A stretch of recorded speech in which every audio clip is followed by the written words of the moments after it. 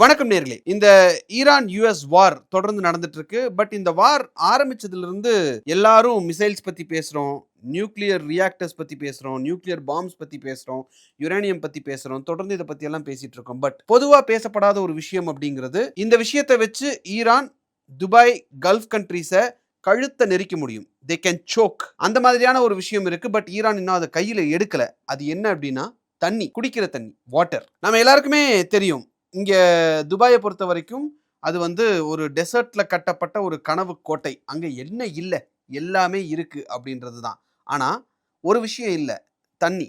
குடிக்கிறதுக்கு அவங்க கிட்ட தண்ணி கிடையாது. டீசாலினேஷன் பிளான்ட் வழியா தான் அவங்க எடுத்தாகணும். அவங்களுக்கு வேற ஆப்ஷனே கிடையாது. ஒரு பக்கம் துபாயுடைய ரியல் எஸ்டேட் என்ன ஆகும் அப்படின்ற மாதிரியான பேச்செல்லாம் போயிட்டு இருக்கு. அவங்க பாம் போடுறாங்க. எல்லாருக்கும் அங்க அதாவது அப்பர் மிடில் கிளாஸ் பீப்புளுக்கு அங்க அட்லீஸ்ட் ஒரு வீடு வாங்கணும் அப்படின்ற ஒரு கனவு இருக்கு. 2 கோடி தான், 3 கோடி தான் சொல்றாங்க ஒரு வீடு, அபார்ட்மெண்ட்லாம்.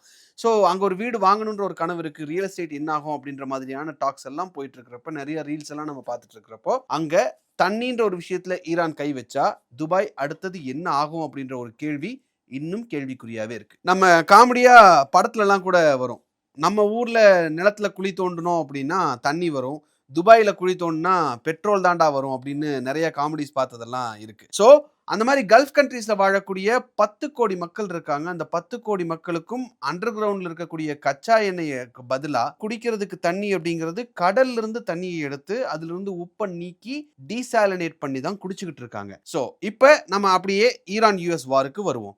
மார்ச் 2ஆம் தேதி 2026 துபாயிலிருந்து 20 கிலோமீட்டர் தூரத்துல ஒரு மிசைல் விழுகுது. அந்த மிசைல் விழுந்த இடத்துல இருந்து ஒரு 20 கிலோமீட்டர் தூரத்துல ஒரு பெரிய டீசாலினேஷன் பிளான்ட் இருக்கு. கடல் நீரை குடிநீராக்குற ஒரு ஃபேக்டரி இருக்கு. அந்த ஒரு சிங்கிள் பிளான்ட் மட்டுமே 160 பில்லியன் கேலன்ஸ் ஆஃப் வாட்டரை ஒவ்வொரு வருஷமும் ப்ரொடியூஸ் பண்ணிட்டு இருக்கு. அந்த தண்ணியை தான் துபாயில இருக்கக்கூடிய மக்கள் குடிச்சுக்கிட்டு இருக்காங்க. இது டெஸ்ட்ராய் ஆயிடுச்சு அப்படின்னா துபாய்க்கு தண்ணி கிடையாது. ஸோ இந்த டீசாலினேஷன் பிளான்ட் இருக்கக்கூடிய இடத்துல இருந்து 20 கிலோமீட்டர்ல தான் அட்டாக் நடந்திருக்கு. சரி, இது துபாய்க்கு மட்டும் தானா அப்படின்னு நீங்க பாத்தீங்கன்னா கிடையாது. கல்ஃப்ல இருக்கக்கூடிய எல்லா கண்ட்ரீஸ்க்குமே இது பொருந்தும். உதாரணத்துக்கு குவைத், அவங்க குடிக்கிற தண்ணி 90% டீசாலினேஷன் பிளான்ட்ல இருந்து தான் எடுக்கிறாங்க. Oman 86% desalinated water. Saudi Arabia 70% கடல் நீரை குடிநீராக்கி தான் குடிச்சுக்கிட்டு இருக்காங்க. யுஏஇ ஓவராலா பாத்தீங்கன்னா 42% டீசாலினேஷன் வாட்டர் தான் யூஸ் பண்ணிட்டு இருக்காங்க. கல்ஃப் ரீஜியன்ல தான் உலகத்தினுடைய 60% டீசாலினேஷன் அப்படிங்கிறது நடந்துகிட்டு இருக்கு. ஏறக்குறைய ஒரு 400 பிளான்ட்ஸ், 10 கோடி மக்கள், ஒரே ஒரு சோர்ஸ் ஆஃப் வாட்டர், கடல். கடல்ல இருந்து உப்பு எடுத்துட்டு டீசாலினேட் பண்ணி குடிக்கணும். 2008ல சிஐஏ உடைய ஃபைல்ஸ் கொஞ்சம் லீக் ஆச்சு அப்படின்னு சொல்லி நியூஸஸ் எல்லாம் வந்திருந்தது. அதுல அவங்க சொல்லியிருந்தது என்ன அப்படின்னா, அதாவது அந்த லீக்ட் இன்ஃபர்மேஷன் ஆக்சுவலா என்ன அப்படின்னா, ரியாத் சவுதி அரேபியாவுடைய கேபிட்டல். அங்க சுமார் 75 லட்சம் பேர் இருக்காங்க. ஜுபைல் டீசாலினேஷன் பிளான்ட்டை மட்டும் நம்ம டெஸ்ட்ராய் பண்ணிட்டோம் அப்படின்னா ரியாதை விட்டு, ரியாத்ல இருக்கக்கூடிய மக்கள் ஒரே வாரத்துல வெளியே போய் தான் ஆகணும். கம்ப்ளீட்டா எவாக்குவேட் பண்ணி தான் ஆகணும். ஏன்னா அதுக்கு மேல குடிக்கிறதுக்கு தண்ணி அவங்களுக்கு இருக்காது. இதனால தண்ணி கிடைக்கலங்கிறது மட்டும் பிரச்சனையா இருக்காது. அங்க இருக்கக்கூடிய சவுதி கவர்மெண்டே கம்ப்ளீட் ஸ்ட்ரக்சரே மாறிடும்.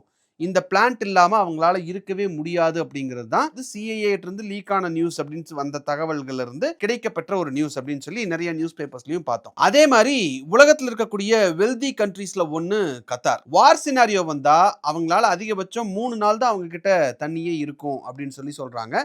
கத்தார்ல வாட்டர் கிரைசிஸ் வந்துருச்சு அப்படின்னா அதை சமாளிக்கிறதுக்கே அவங்க பில்லியன்ஸ் ஆஃப் டாலர்ஸை ஸ்பெண்ட் பண்ணியிருக்காங்க. உதாரணத்துக்கு ஒரு 15 ரிசர்வாயர்ஸ் கட்டி வச்சிருக்காங்க. அது அபவ் கிரவுண்ட், அண்டர் கிரவுண்ட் 2-3 டைப்ல வச்சிருக்காங்க. இந்த ரிசர்வாயர்ஸ் எல்லாமே சீக்ரெட் லொகேஷன்ல இருக்கிறதா சொல்றாங்க. பட் இட் இஸ் ஓபன், எல்லாருமே தெரிஞ்சுக்கிற மாதிரியான ஒரு விஷயம் தான். கூகுள் அடிச்சாலே நீங்க அதை எந்தெந்த இடத்துல இருக்குன்றது தெரிஞ்சுக்க முடியும். இது எமர்ஜென்சிக்காகவே தான் வச்சிருக்காங்க.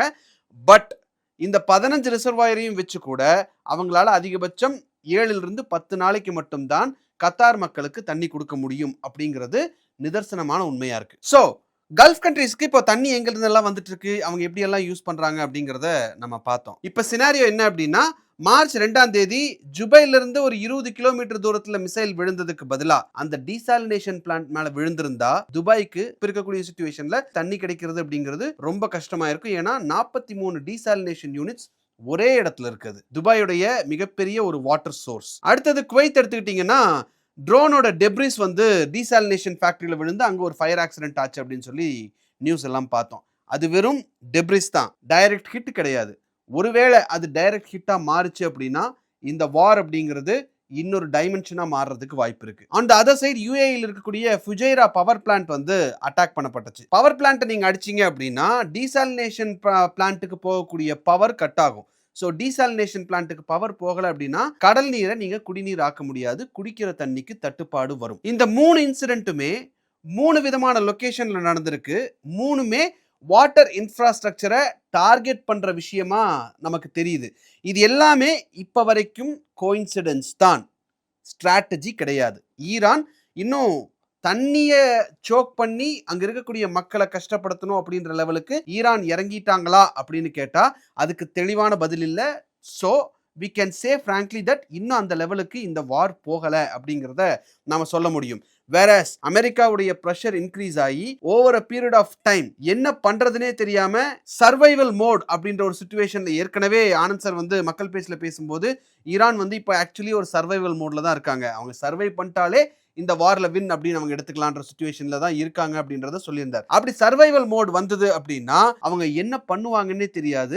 அப்போ இது ஒரு ஸ்ட்ராட்டஜியா மாறுறதுக்கான வாய்ப்பு இருக்கு. ஏன்னா ஈரானுக்கு ரொம்ப நல்லா தெரியும் அவங்களால யுஎஸ் மிலிட்டரிய டிஃபீட் பண்ண முடியாது, இஸ்ரேலை காலி பண்ண முடியாது. ஆனா ஒரு விஷயம் பண்ண முடியும், இந்த கான்ஃபிளிக்ட்டை எக்கனாமிக்கலி அன்ப்ராஃபிட்டபிளா மாத்த முடியும். யுஎஸ்க்கு பேசிக்கான யுஎஸோட லாஜிக் என்னன்னு நீங்க பாத்தீங்கன்னா quick war quick win at minimal cost. ஆனா அதை இம்பாசிபிள் அப்படின்னு ஆக்கிட்டோம் அப்படின்னா யுஎஸ் நெகோசியேஷனுக்கு வருவாங்க. ஸோ யுஎஸ் வந்து நெகோசியேஷனுக்கு கொண்டு வரணும் அப்படின்னா இந்த வாட்டர் வார் அப்படின்ற ஒரு விஷயத்த ஈரான் அவங்க கையில் எடுக்கிறதுக்கு வாய்ப்பு இருக்கு அப்படிங்கிறது தான் அனலிஸ்ட் தரப்புல இருந்து வரக்கூடிய செய்திகளா இருக்கு. கல்ஃப் கண்ட்ரீஸ்ல ஒரு வாட்டர் கிரைசிஸை கிரியேட் பண்ணா கல்ஃப்ல இருக்கக்கூடிய கவர்மெண்ட் யுஎஸ் கவர்மெண்ட்டை ப்ரெஷர் பண்ணுவாங்க. என்னன்னு நெகோசியேட் பண்ணலாம், எங்களுக்கு குடிக்கிறதுக்கு கூட இப்ப தண்ணி இல்லை, இப்போ வார் எவ்வளவு நீடா அப்படிங்கிறத நெகோஷியேட் பண்ணலாம் அப்படின்ற ப்ரெஷரை கல்ஃப் கவர்மெண்ட்ஸ் யுஎஸ் கவர்மெண்ட்டுக்கு கொடுக்கறதுக்கான வாய்ப்பு இருக்கு. அப்படி நடந்தா ஈரான் சர்வைவ் ஆகும் அப்படிங்கிறது தான். ஈரான் சர்வைவ் ஆனாலே அவங்க ஜெயிச்சிட்டாங்க, ஈரானுடைய வின் அப்படிங்கிற ஒரு விஷயம் தான் இப்போ அவங்க கிட்ட இருக்கக்கூடிய ஒரு ஸ்ட்ராட்டஜியா மாறுறதுக்கு வாய்ப்பா இருக்குன்னு சொல்றாங்க. தோக்க போற நேரத்துல இந்த மாதிரி எல்லாமா பண்ணுவாங்க அப்படின்ற ஒரு கேள்வி உங்களுக்கு வரலாம். என்ன வேணாலும் பண்ணலாம், குடிக்கிற தண்ணிலியா கை வைப்பாங்க அப்படின்ற ஒரு கேள்வி உங்களுக்கு வரலாம். ஆனா ஹிஸ்டரியில இது நடந்திருக்கு. 1991 தான், ரொம்ப வருஷத்துக்கு முன்னாடி எல்லாம் இல்ல. 1991ல இது ஆல்ரெடி நடந்திருக்கு. கல்ஃப் வார் நடந்தப்ப கல்ஃப் வார்ல Saddam Hussein is completely losing. தோக்க போறோம் அப்படிங்கிறது கம்ப்ளீட்டா தெரிஞ்சிருச்சு. தெரிஞ்சோடனே என்ன பண்ணார் அப்படின்னா பர்ஷியன் கல்ஃப்ல ஆயில், க்ரூட் ஆயில், மேசிவா க்ரூட் ஆயிலை உள்ள கொட்டிட்டாங்க. கொட்டின உடனேயும் கடல்ல இருந்து டீசாலினேஷன் பிளான்ட்டுக்கு எடுத்து அதை தானே குடிநீரா மாத்துறாங்க. இந்த க்ரூட் ஆயில் கலந்த கடல் நீர் டீசாலினேஷன் பிளான்ட்டுக்கு போகுது, டீசாலினேஷன் ஆகுது, அங்க இருக்கக்கூடிய மெஷின்லாம் ரிப்பேர் ஆகுது. ஓவர் நைட்ல குவைத்துக்கு தண்ணி இல்லாம போச்சு, வாட்டர் ஸ்கார்சிட்டி ஏற்பட்டுச்சு. இது 1991ல நடந்த சம்பவம். இது டெலிபரேட்டா வேணும்னே செய்யப்பட்ட ஒரு விஷயம். அதனால இது இந்த மாதிரியெல்லாம் நடக்காது அப்படின்னு நாம இதை தட்டி கழிச்சிடவே முடியாது. அதுக்கப்புறம் என்ன பண்ணாங்க அப்படின்னா குவைத்துக்கு தண்ணி வேணும் அப்படின்றதுக்காக 1991ல டர்க்கியும் சவுதி அரேபியால இருந்தும் ஏறக்குறைய ஒரு 750க்கும் அதிகமான வாட்டர் டேங்க்ஸை இம்போர்ட் பண்ணி அந்த நேரத்தில் இருக்கக்கூடிய எமர்ஜென்சி சிச்சுவேஷனை டேக்கிள் பண்ணாங்க. ஸோ இப்போ இந்த மாதிரியான ஒரு வார் ரொம்ப உக்கிரமா போகக்கூடிய ஒரு சிச்சுவேஷன்ல ஈரான் இந்த நடவடிக்கையை எடுப்பாங்களா அப்படின்றத உலக நாடுகள், உலக மக்கள் உத்து நோக்கிட்டு இருக்காங்க. ஏன்னா தண்ணியில கை வைக்கிறது அப்படின்றது it is not just war, humanity hit பண்ணப்படுது அப்படின்றத நம்ம மறந்துடக்கூடாது. பட் யாருமே அந்த லெவலுக்கு போக மாட்டாங்க. யார் அவங்களை அந்த லெவலுக்கு புஷ் பண்றாங்க அப்படின்ற ஒரு கேள்வியும் இருக்குல்ல.